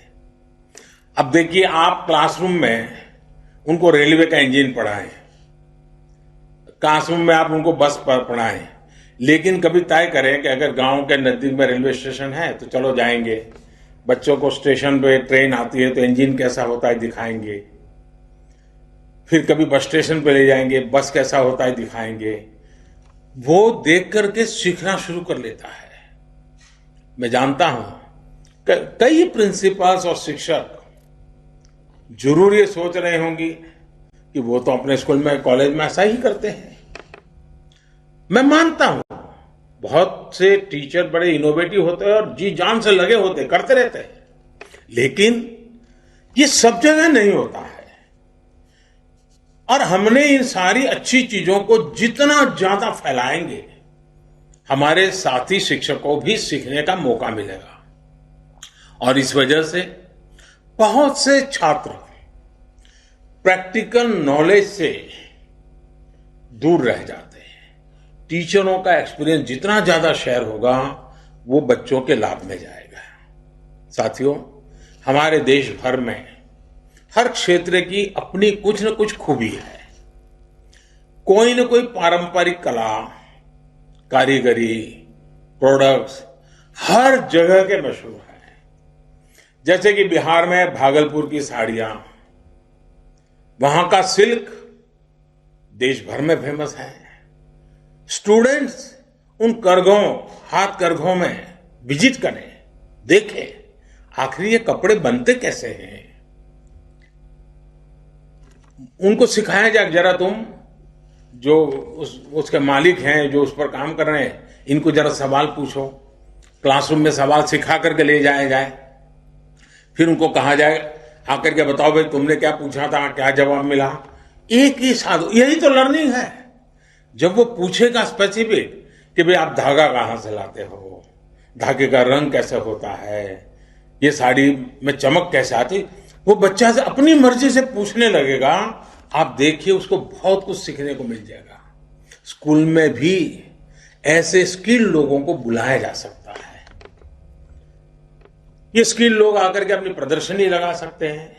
वो वर्कशॉप की लगा, मान लीजिए गांव में जो मिट्टी के बर्तन बनाने वाले लोग हैं, एक दिन स्कूल में बुला लिया, मिट्टी के बर्तन बनाने का हम स्कूल के बच्चे देखें, फिर उनसे सवाल जवाब करें, पूछें। आप देखिए वो आराम से सीख लेगा। विद्यार्थियों की जिज्ञासा भी बढ़ेगी और जानकारी भी बढ़ेगी और सीखने में रुचि भी बढ़ेगी। ऐसे कितने ही प्रोफेशंस हैं जिनके लिए डीप स्किल की जरूरत होती है, लेकिन हम उन्हें महत्व ही नहीं देते। कई बार तो उन्हें छोटा समझ लेते हैं। अगर स्टूडेंट्स इन्हें देखेंगे, जानेंगे, तो एक तरह का भावात्मक जुड़ाव होगा। स्किल्स को समझेंगे, उनकी रिस्पेक्ट करेंगे। हो सकता है बड़े होकर इनमें से कई बच्चे ऐसे ही उद्योगों से जुड़े होंगे। वो हो सकता है वही बड़े मालिक बन जाए, बड़े उद्योगकार बन जाए। सीखने का वहीं शुरू हो जाता है। बच्चों में संवेदना जगाने की बात जब आती है, अब बच्चे ऑटो रिक्शा में स्कूल आते हैं, क्या कभी उन बच्चों को पूछा कि उस ऑटो रिक्शा वाला का नाम क्या है जो तुम्हें रोज ले आता है, उसका घर कहाँ है, क्या कभी उसके जन्मदिन को आपने मनाया था क्या कभी आप उसके घर गए थे क्या कभी आपके माँ बाप को वो मिला था क्या। फिर बच्चों को कहो भाई तुम ऐसा करो, तुम्हारा जो रिक्शा ड्राइवर है जो तुम्हें लेकर के रिक्शा में लेता है, तुम इतने 10 सवाल पूछ के आ जाओ और फिर क्लास में सब बच्चों को बताओ भाई मेरा जो ऑटो रिक्शा वाला है वो ऐसा ऐसा है, वो इस गांव का है, यहाँ कैसे आया। देखिए बच्चों को उसके प्रति एक संवेदना प्रकट होगी, वरना उन बच्चों को मालूम नहीं, उनको लगता है मेरे पिताजी पैसे देते हैं इसलिए ऑटो रिक्शा वाला है मुझे लेके आता है। उसके मन में वो भाव नहीं जगता है कि ऑटो रिक्शा मेरी जिंदगी बना रहा है, ये सिर्फ ऑटो रिक्शा चलाने वाला एक चालक नहीं है, मेरी जिंदगी को बनाने के लिए वो कुछ कर रहा है। ये संवेदना पैदा होगी। उसी प्रकार से अगर कोई दूसरा प्रोफेशन भी चुनता है, इंजीनियर भी बनता है, तो उसके दिमाग में रहेगा कि फलाना पेशे को बेहतर बनाने के लिए क्या इनोवेशन किया जा सकता है। इसी तरह हॉस्पिटल्स की, फायर स्टेशन की या फिर दूसरी किसी जगह की विजिट भी लर्निंग का हिस्सा हो सकती है। बच्चों को ले जाना चाहिए, दिखाना चाहिए, उनको पता चलेगा डॉक्टर भी कितने प्रकार के होते हैं, डेंटिस्ट क्या होता है, आंख का हॉस्पिटल कैसा होता है, साधन देखा गया, आंख चेक करने का मशीन कैसा होता है। उसको जिज्ञासा, हाँ भाई ये कुछ ऐसा होता है, ये कुछ ऐसा होता है, वो सीखेगा। साथियों, राष्ट्रीय शिक्षा नीति को इसी तरह तैयार किया गया है ताकि सिलेबस को कम किया जा सके और फंडामेंटल चीजों पर ध्यान केंद्रित किया जा सके। लर्निंग को इंटीग्रेटेड एवं इंटरडिसिप्लिनरी, फन बेस और कंप्लीट एक्सपीरियंस बनाने के लिए एक नेशनल करिकुलम फ्रेमवर्क डेवलप किया जाएगा। ये भी तय किया गया है कि 2022 में जब हम आजादी के 75 वर्ष मनाएंगे तो हमारे स्टूडेंट्स इस नए करिकुलम के साथ ही नए भविष्य की तरफ कदम बढ़ाएंगे। ये भी फॉरवर्ड लुकिंग, फ्यूचर रेडी और साइंटिफिक करिकुलम होगा। इसके लिए सभी के सुझाव लिए जाएंगे और सभी के सुझाव और मॉडर्न एजुकेशन सिस्टम को इसमें समाहित किया जाएगा। साथियों, भविष्य की दुनिया हमारी आज की दुनिया से काफी अलग होने वाली है। हम इसकी जरूरतों को अभी से देख सकते हैं, सेंस कर सकते हैं। ऐसे में हमें अपने स्टूडेंट्स को 21st सेंचुरी की स्किल्स के साथ आगे बढ़ाना है। ये 21st सेंचुरी की स्किल्स क्या होगी? ये होगी critical thinking, creativity, collaboration, curiosity और कम्युनिकेशन। हमारे students sustainable future, sustainable science को समझे, उस दिशा में सोचे, ये सब आज समय की मांग है, बहुत जरूरी है।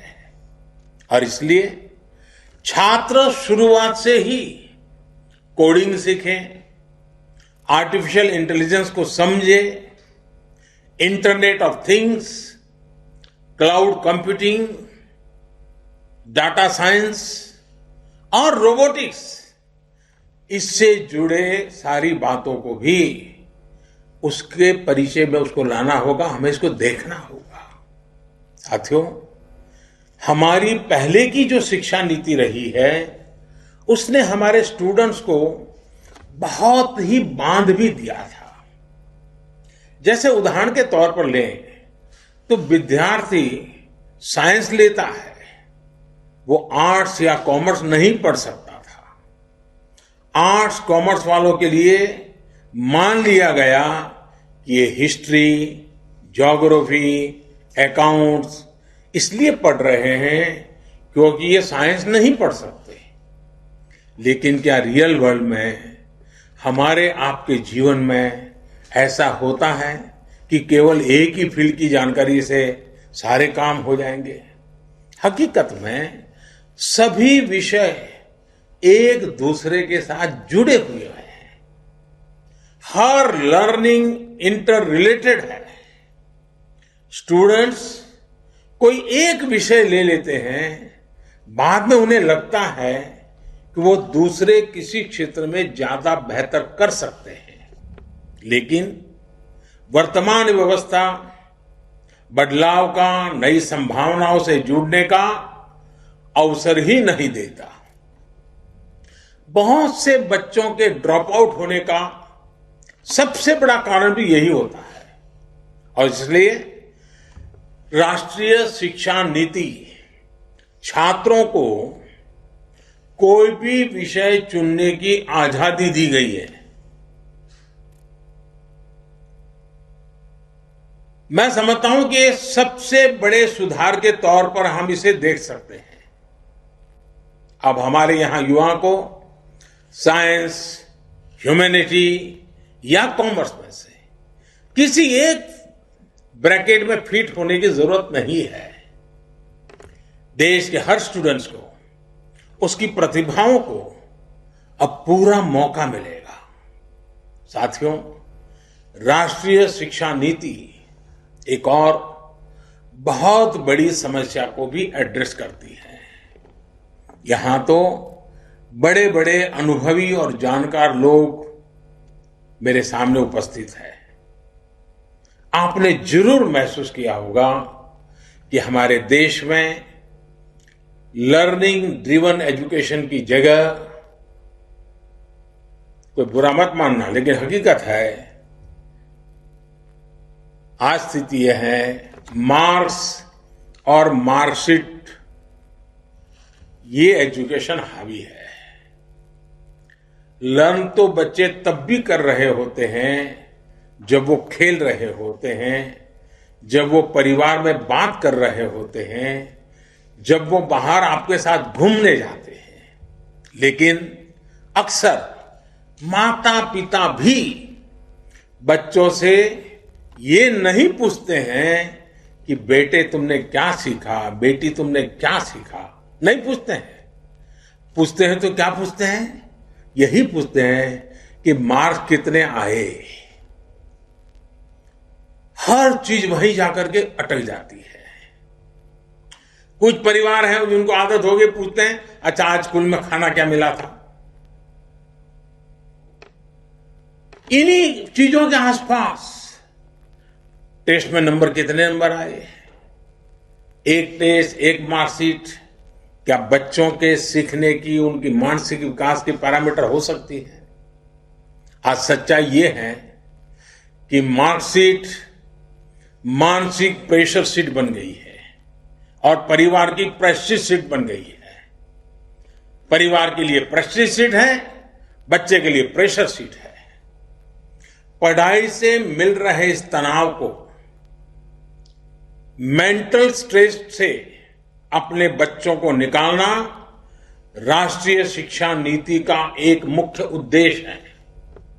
परीक्षा इस तरह होनी चाहिए कि छात्रों पर इसका बेवजह का दबाव न पड़े और कोशिश ये है कि केवल एक परीक्षा से छात्र छात्राओं का मूल्यांकन न किया जाए, बल्कि self assessment, peer to peer assessment, ये छात्रों के विकास के विभिन्न पहलुओं का मूल्यांकन हो।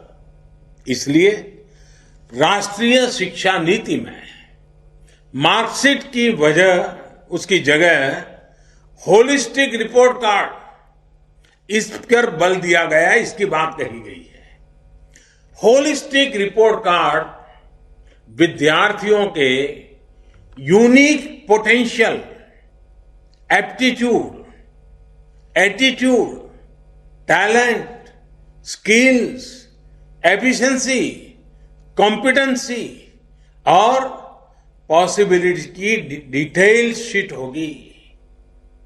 मूल्यांकन प्रणाली के में संपूर्ण सुधार के लिए एक नए राष्ट्रीय मूल्यांकन केंद्र परख की स्थापना भी की जाएगी।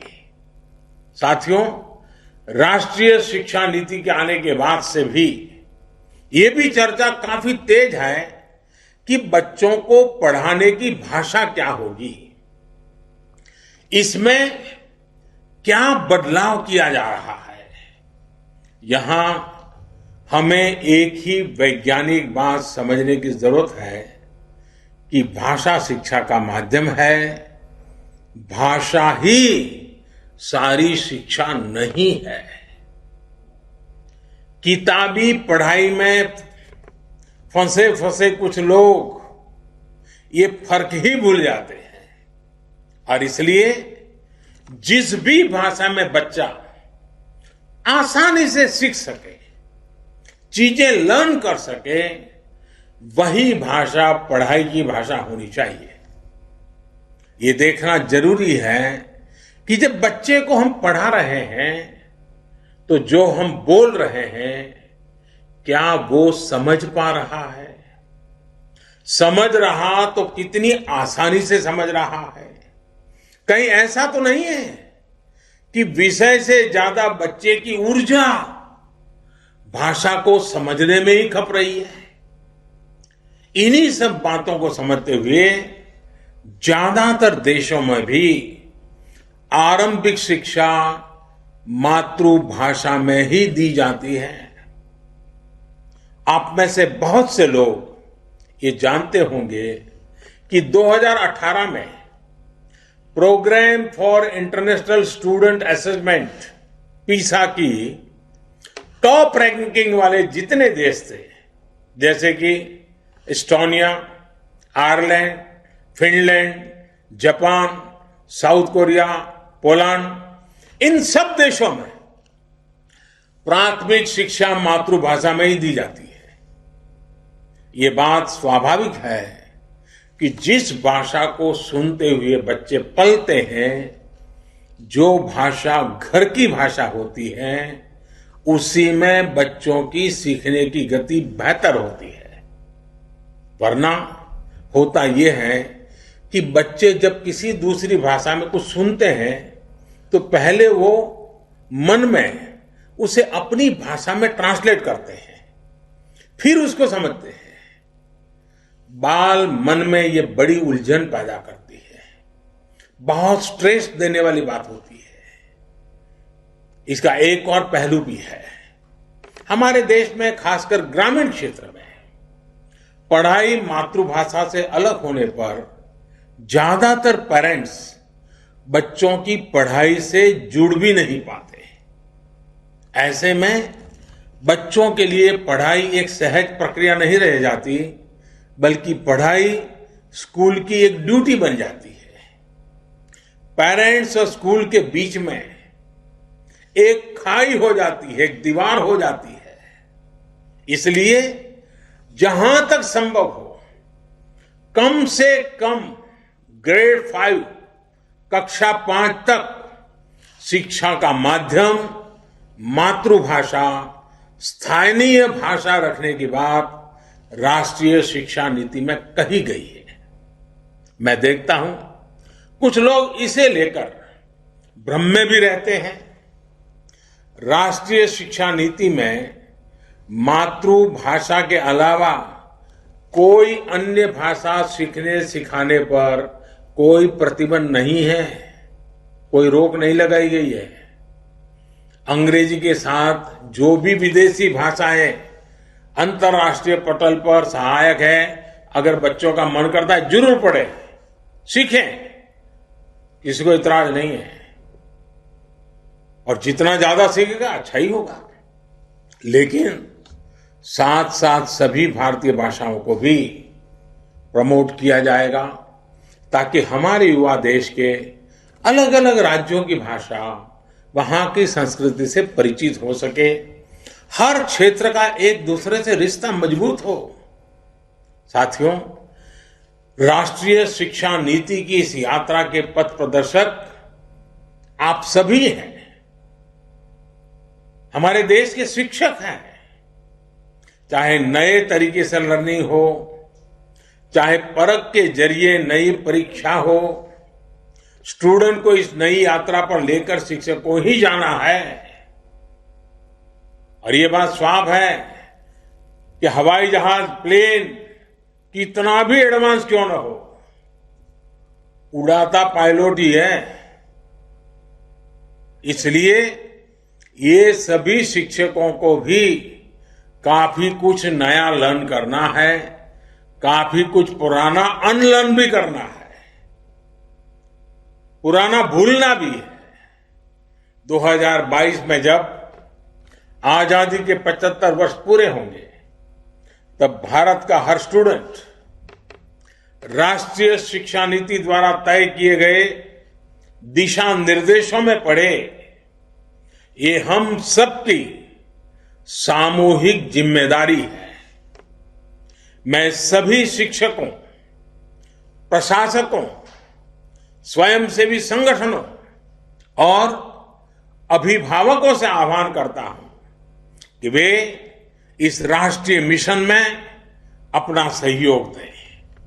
मुझे पूरा विश्वास है कि आप सभी शिक्षकों के सहयोग से देश राष्ट्रीय शिक्षा नीति को सफलतापूर्वक लागू कर पाएगा। मैं अपनी बात समाप्त करने से पहले शिक्षकों के माध्यम से एक बात आग्रह से कहना चाहूंगा कि कोरोना के काल में, इस संकट की घड़ी में आप भी औरों को जिन मर्यादाओं का पालन करना है वो बार बार बताते रहें, बार बार सिखाते रहें।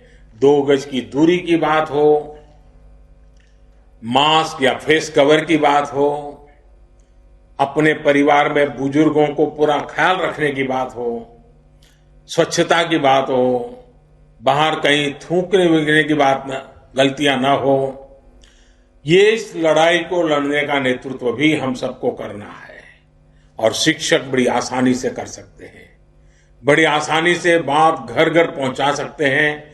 और शिक्षक जब कोई बात करते हैं तो स्टूडेंट बहुत विश्वास के साथ मानता है। स्टूडेंट के सामने प्रधानमंत्री ने ये कहा कहोगे और मेरे शिक्षक ने ये कहा कहोगे तो मैं दावे से कहता हूं स्टूडेंट प्रधानमंत्री ने कहा है उस पर 4 सवाल करेगा, लेकिन शिक्षक ने कहा है उस पर एक भी सवाल नहीं करेगा। वो घर जाकर के बताएगा कि मेरे टीचर ने कहा है।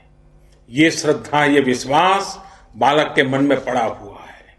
ये आपकी बहुत बड़ी पूंजी है, ये आपकी बहुत बड़ी शक्ति है। और इस क्षेत्र से जुड़े हुई कई पीढ़ियों ने तपस्या कर करके इसे आपको विरासत में दिया है। और जब ऐसी चीज आपको विरासत में मिली है तब आपका दायित्व भी बहुत बढ़ जाता है। मुझे विश्वास है मेरा देश का शिक्षक वृंद भारत के उज्जवल भविष्य के लिए इसको एक मिशन के रूप में लेगा, मन लगा करके करेगा। देश का एक एक बालक आपकी शिक्षा को ग्रहण करने के लिए तैयार होता है, आपके आदर्शों का पालन करने के लिए तैयार होता है, आपके इरादों को चरितार्थ करने के लिए तैयार होता है, वो दिन रात मेहनत करने के लिए तैयार होता है। अगर एक बार शिक्षक कह दे वो सब कुछ मानने को तैयार होता है। मैं समझता हूं कि मां बाप, शिक्षक, शिक्षक संस्थान, सरकारी व्यवस्था, हम सब ने मिल करके इस काम को करना है। मुझे विश्वास है कि ये जो ज्ञान यज्ञ चल रहा है, ये जो शिक्षा पर्व चल रहा है, 5 सितंबर से लेकर के लगातार अलग अलग क्षेत्र के लोग इसको आगे बढ़ाने के लिए काम में लगे हैं। ये प्रयास बहुत ही अच्छे परिणाम लाएगा, समय से पहले परिणाम लाएगा और सामूहिक कर्तव्य के भाव के कारण होगा। इस विश्वास के साथ मैं फिर एक बार आप सबका बहुत बहुत धन्यवाद करता हूं, आप सबको बहुत बहुत शुभकामनाएं देता हूं और हमेशा हमेशा मैं टीचर को नमन करता हूं। आज वर्चुअल माध्यम से भी आपको नमन करते हुए मैं मेरी वाणी को विराम देता हूं। बहुत बहुत धन्यवाद।